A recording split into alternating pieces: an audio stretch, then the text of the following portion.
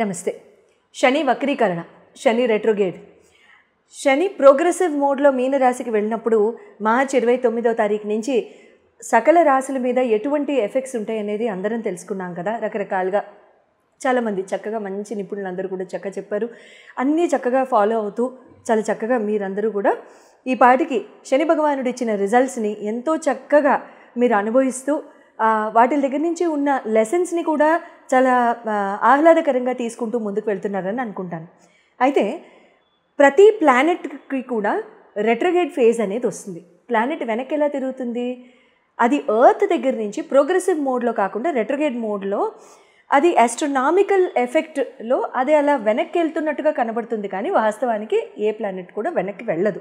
It is just universal astronomical phenomena.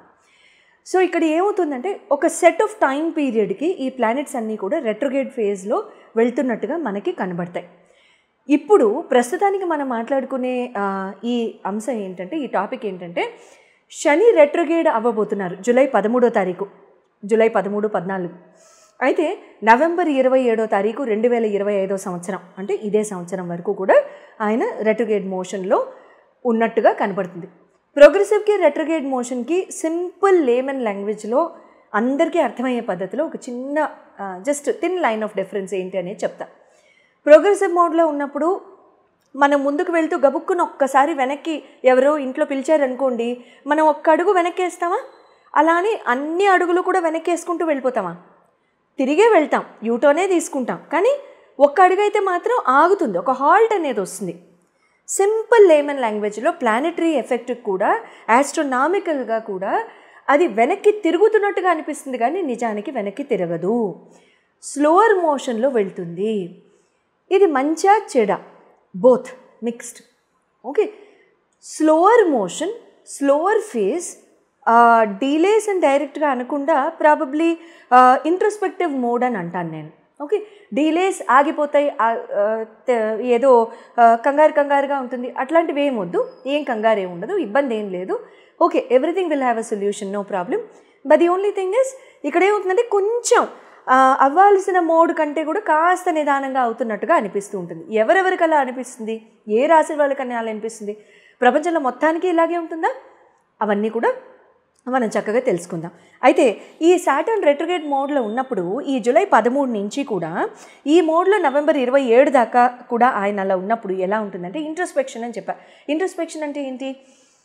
ఎవరైనా సరే meditative ఫేజ్లో కానీ మెడిటేటివ్ మోడ్లో ఉన్న వాళ్ళకి ఇంట్రోస్పెక్షన్ అనేది జనరల్గా అర్థమవుతుంది. ఈ పదం నేను వాడింది అంటే అసలు మనం ఏంటి, మనకు కావాల్సినవి ఏంటి, మన కోరికలు ఏంటి, మన ఇచ్చ ఏంటి, మన కోరికలు ఏంటి, ఇవన్నీ కూడా తెలుసుకుంటూ ఉంటాం కదా. అసలు మనం ఏంటి, మన పర్సనాలిటీ అంటే ఏంటి, అవన్నీ తెలుసుకుంటాం. స్కూల్లో ప్రోగ్రెస్ రిపోర్ట్ ఇచ్చేవాళ్ళు కాదు, సేమ్ డిట్టో అంతే. మన గురించి ఇంకొకళ్ళు ఎవరో రాస్తారు, ఇక్కడ ఎవరో రాయకుండా మనమే రాసుకుంటాం అనమాట. సింపుల్ ఇంట్రోస్పెక్షన్ అంటే అంతే, పెద్దగా కన్ఫ్యూజన్ ఏం లే. తర్వాత రివ్యూస్ అంటే మనకి మనమే, మనం చేసే పనులు ఏంటి, అసలు మన ఆలోచన సరళి ఏంటి, మన ధోరణి ఏంటి. మనం ఒక్కొక్కసారి పెద్దవాళ్ళు ఇంట్లో కరెక్ట్ చేస్తూ ఉంటారు, అమ్మ ఇది తప్పు అంటారు, విన్నామా మన మంచికే, లేదా వేరే రకంగా ఉంటుంది. లేకపోతే మనకి మనమే కనుక చెప్పుకుని, లేదు ఈ పద్ధతి తప్పు, ఈనాళ్ళు ట్రై చేశాం కదా, ఇలా కాదు, మనం మొండితనం మానేయాలి, మనం ఈ ధోరణి కాదు వేరే ధోరణిలోకి వెళ్ళి చూద్దాం, ఇన్నాళ్ళు ఇది పనిచేసింది ఒక రకంగా, ఇంకో ధోరణి ఏమైనా పనిచేస్తుందేమో అనుకుంటే అప్పుడు ఆ పర్టిక్యులర్ ఆస్పెక్ట్లో కూడా మనం రివ్యూ కింద అది తీసుకోవచ్చు, మనల్ని మనమే రివ్యూ చేసుకోవడం. జనరల్ ఎఫెక్ట్స్ ఎలా ఉంటాయి అంటే సెల్ఫ్ రిఫ్లెక్షన్ అండ్ సెల్ఫ్ ఇవాల్యుయేషన్కి శని భగవానుడు సాటర్న్ ప్రతి ఒక్కరిని కూడా గురి చేస్తారు. సింపుల్ అండి, self reflection and self evaluation. నువ్వేంటి, నువ్వు వచ్చిన పని ఏంటి, నువ్వు చేస్తుంది ఏంటి. ప్రతి సోల్ కూడా మన కర్మని మనం తీర్చుకోవడానికి వచ్చాం. మనం ఇప్పుడు చేసే ఉద్యోగాలు చేయడానికి అయితే మన రాలా, ఇదైతే మన కర్మశేషం అయితే కాదు. Partially yes, partially okay, but not 100% అంటాను నేను, ఎందుకంటే ప్రతి వాళ్ళు కరెక్ట్ డొమైన్లో ఉన్నారని అనుకోలేం కదా, అందుకని. తర్వాత సెల్ఫ్ ఇవాల్యుయేషన్, మన ధోరణి ఏంటి, మనం ఏమైనా మార్చుకోవాలా, ఇందాక మనం చెప్పుకుంది. తర్వాత రెస్పాన్సిబిలిటీస్ ఏంటి, బౌండరీస్ ఏంటి, మనం చేసుకునే రెస్పాన్సిబిలిటీస్ అన్నీ, మనకున్న రెస్పాన్సిబిలిటీస్ మనం సరిగ్గా చేస్తున్నామా లేదా. ఎప్పుడు నేనే ఎందుకు చేయాలి, నాకంటే పెద్దవాళ్ళు ఉన్నారు, నాకంటే చిన్నవాళ్ళు ఉన్నారు, మధ్యలో ఇంకొకళ్ళు ఉన్నారు, వాళ్ళు ఎందుకు చేయకూడదు. ప్రేమ తల్లిదండ్రులు ఉట్టి మనకు కూడా ఎందుకు పంచాలి, వాళ్ళకే ఎందుకు ఇవ్వకూడదు, అంతేనా. సో బంధాల్ని ప్రేమల్ని పంచుకునే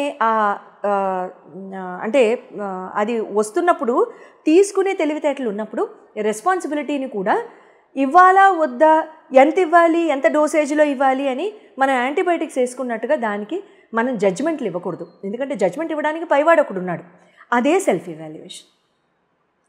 జడ్జ్మెంట్ ఇవ్వడానికి శని భగవానుడు కేతు భగవానుడు ఉన్నారు, వీళ్ళిద్దరిదే జడ్జ్మెంట్ కేటగిరీ.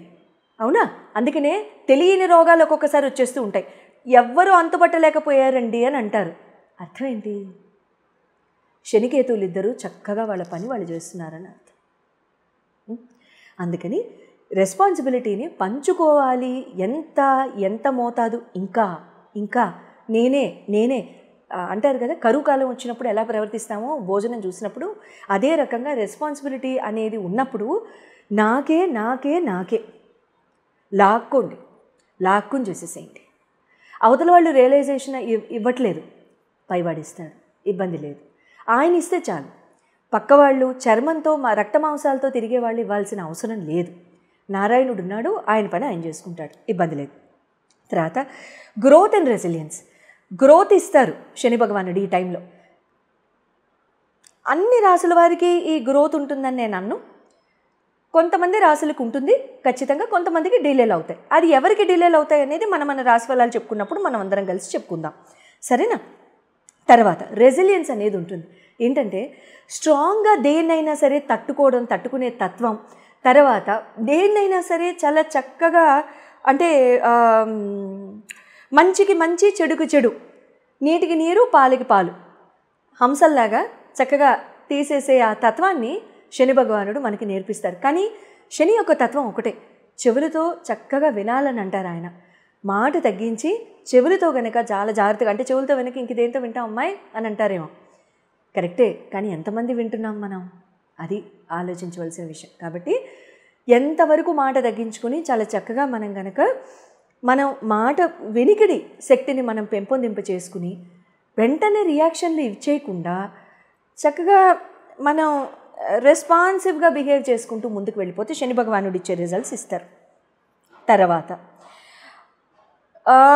ఈ ట్రాన్సిషన్ వచ్చేసేసి మీకు ఏమవుతుందంటేనండి, శని భగవానుడి యొక్క మెయిన్ పాయింట్ ఏంటంటే, శని భగవానుడు మీ జన్మ జాతకంలో మీ రాశిని బట్టి, మీ లగ్నాన్ని బట్టి ఎక్కడున్నారు, బెనిఫిక్ హౌసెస్లో ఉన్నారా, మెలిఫిక్ హౌసెస్లో ఉన్నారా, ఆయన మీకు భాగ్యాధిపత, ఆయన మీకు అష్టమాధిపత, ఆయన మీ షష్టమాన్ని చూస్తున్నారా, మీ ద్వితీయాన్ని చూస్తున్నారా, మీకు రకరకాల హౌస్ ఆఫ్ లాసెస్ని చూస్తున్నారా, ఇవన్నీ కూడా ఖచ్చితంగా పరిగణనలోకి తీసుకోవాలి. ఇక్కడ నేను చెప్పేది జెనరిక్ ఆస్పెక్ట్ మాత్రమే, అండర్లైన్. ఓకే, అందరికీ కూడా 100% సేమ్ అవ్వదు. ఎందుకు? మీ డేట్ ఆఫ్ బర్త్ వేరు, నాది వేరు, మీ ఇంట్లో మీ భార్యది వేరు, మీ భర్తది వేరు, మీ అత్తగారిది వేరు, మీ అమ్మగారిది వేరు, అందరిది వేరు, మీ పిల్లలది వేరు. నా దాన్ని బట్టి అందరిది ఎలా ఉంటుందంటే కుదరదు. నా దాన్ని బట్టి నా తత్వం ఎలా ఉంటుంది కరెక్ట్, నా ప్రవర్తన ఎలా ఉంటుంది కరెక్ట్, నా దాన్ని బట్టి పక్కవాడు ఎలా చదువుతాడు కదా.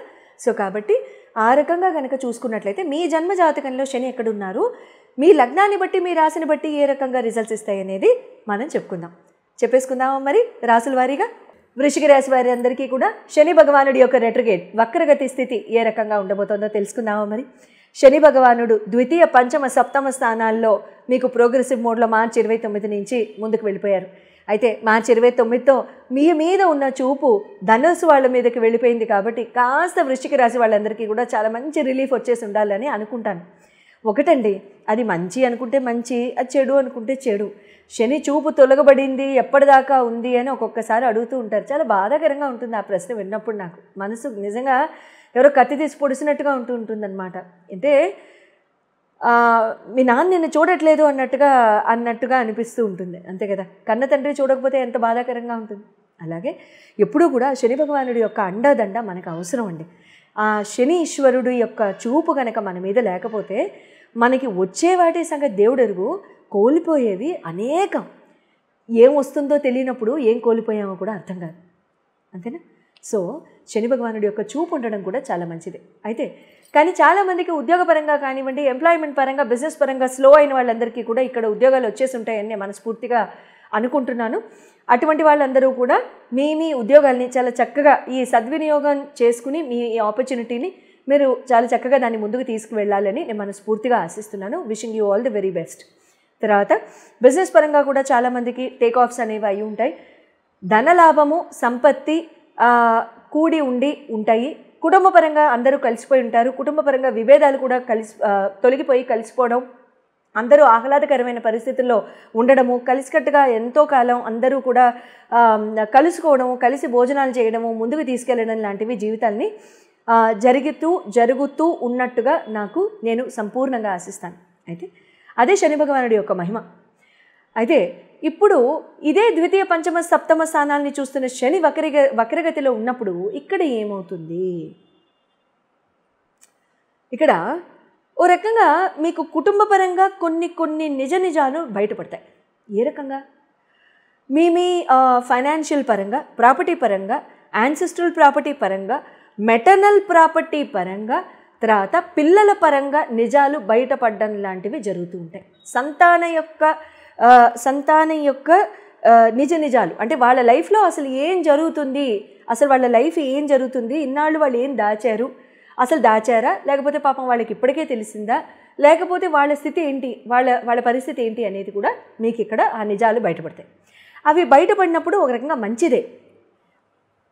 శని ఉన్నట్టు కుండ బద్దలు కొట్టినట్టు చెప్పేస్తారు. రాహు భగవానుడు, కేతు భగవానుడు యొక్క తత్వాలు కూడా అవే. మిగతా ప్లానెట్స్ ఇవి చేయవు. ఈ ముగ్గురే కలిసి చేస్తారు ఇవి. సో కాబట్టి ఒక రకంగా మంచిదే, తెలుసుకోవడం కూడా మంచిదే. తర్వాత సప్తమ స్థానంలో ఉన్న శని అంటే సప్తమ చూపుతో ఉన్న శని కూడా అంటే లైఫ్ పార్ట్నర్ యొక్క హెల్త్ ఒక్కొక్కసారి కొంచెం అలర్ట్కి గురి చేయడానికి అవకాశాలు ఇక్కడ కనబడుతున్నాయి. అలర్ట్ అంటే ఏం అవ్వదు, చిన్నగా జలుబు రావడం, చిన్నగా దగ్గు రావడం, చిన్నగా ఏదైనా కాంబిఫ్లామ్ వేసుకోవడం, అంతే, అంతకంటే పెద్దగా ఏమవుతుంది. దీనికి విరుగుడు ఏంటి? ఓం నమ శివాయ జపం చేసుకోవడం 108 సార్లు. శనివారం ఆంజనేయ స్వామికి చక్కగా మీరు ఏదన్నా జాంగిరీతో మాల తీసుకెళ్ళడం కానివ్వండి. జాంగిరీలు ఒక లెక్క అనుకుని మాలగా గుచ్చి, ఆ మాల గుచ్చుతున్నప్పుడు ఇంట్లో వాళ్ళకి ఏవో తాలింపులు వేయడం, లేకపోతే తిట్లు తిట్టడం, గట్టిగా అరవడం, వాళ్ళ చెవులు కన్నాలు పుడుచుకునేలాగా అలాంటివి చేయబోకండి. చక్కగా భక్తితో మౌనం పాటిస్తూ జాంగిరీకి మాల గుచ్చి ఆంజనేయ స్వామి వారికి సమర్పించండి. వడమాల వేసుకోవడం ఇలాంటివి చేయండి. ఆంజనేయ స్వామి చాలీస చదవడం, గుళ్ళోనే కూర్చుని ఒక 2 సార్లు, 11 సార్లు, 7 సార్లు అలాంటివి చేసుకోండి.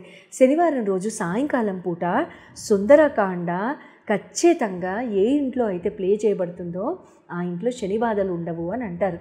శని బాధ అని అనడానికి కూడా నాకైనా నోరు రావాలి. ఓ రకంగా శని బాధ కాదు, మన కర్మ బాగుంటుంది.